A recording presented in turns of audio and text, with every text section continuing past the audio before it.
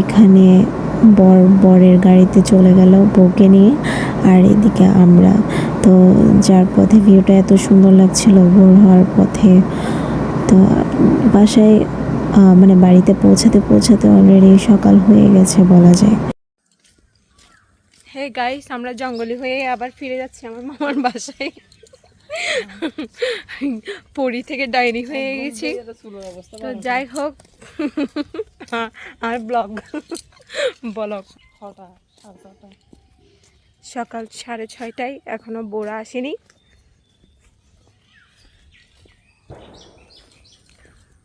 চলো গাইস, চলো আমাদের সাথে চলো। তুই শাড়ি ফালতে পেতে মাথার দূরত্ব একটু। এই যে এখানে যেটা দেখতে পাচ্ছ একটা পুকুর, ছোট পুকুরের মতো করা হয়েছে। এখানে আসলে একটা রিচুয়াল আছে যে আন্টি লুকিয়ে রাখবে পানির মধ্যে, সেটা হচ্ছে খুঁজে নিতে হবে, কি বলে আমি জানি না।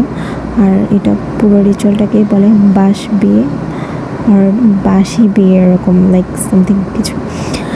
তো এটাও সুন্দর, যদিও ওই মোমেন্টে থাকতে পারিনি, ঘুমিয়ে গিয়েছিলাম।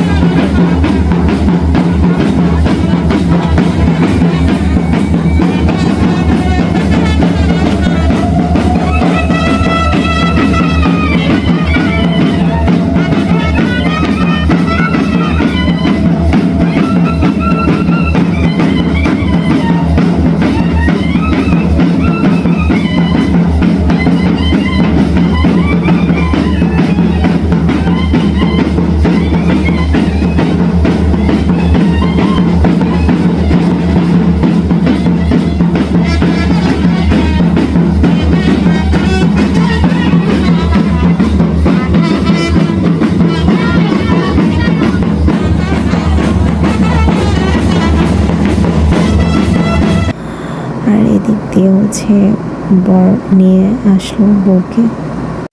আর গ্রামের বাড়িতে একটা সুন্দর জিনিস, মানে যে জিনিসটা খুবই ভালো লাগে সেটা হচ্ছে যখন কোনো নতুন বউ আসে, মানে বিয়ে সেরে, তখন হচ্ছে গ্রামের সবাই ওই ভোরের টাইমটাতে উঠে যায় মানে নতুন বউকে দেখার জন্য। আর ওইখানে গিয়েও কিছু আয়োজন ছিল, যেহেতু হচ্ছে বধূবরণ, অনেক রিচুয়াল থাকে আসলে সনাতন ধর্মের বিয়েতে, অনেক রিচুয়াল যেগুলো খুবই সুন্দর, অনেক সুইট।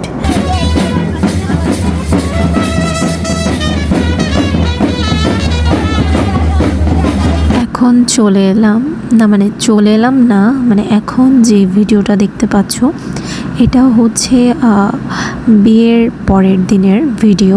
আর সেদিন ছিল আমার ভাইয়ের মেয়ের প্রথম বছরের জন্মদিন। আর যেহেতু বিয়ে বাড়িতে লোকজন ছিলই, সব আত্মীয় ছিলই, তো এখানে সবাই চলে এলো। তো জন্মদিনটা খুবই সুন্দরভাবে সেলিব্রেট করা হয়েছিল।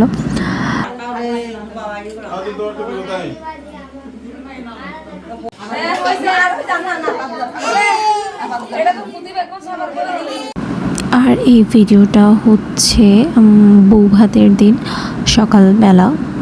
এখানে আসলে আমি কিছু কিছু ক্লিপ নিয়েছি, বেশি নিতে পারিনি, যেহেতু সবসময় সব ভিডিও করা আসলে সম্ভব হয় না। ও ভাই বসু, তোরা বসেছ না দুইবার।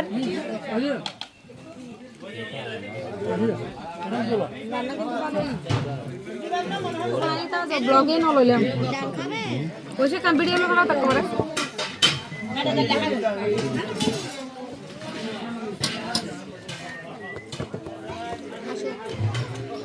ini saya bola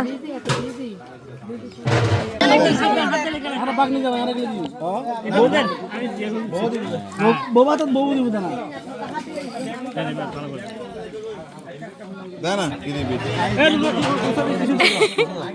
আগা ফাড়ে কি বল ফাড়া তিন জায়গা সরবত দি ফেনা করে দি হ্যাঁ হাসারা সামান দিবি বলে অর্ডার দিবি টাকা দে আমাকে এই বানিয়ে অর্ডার নেই লাগে না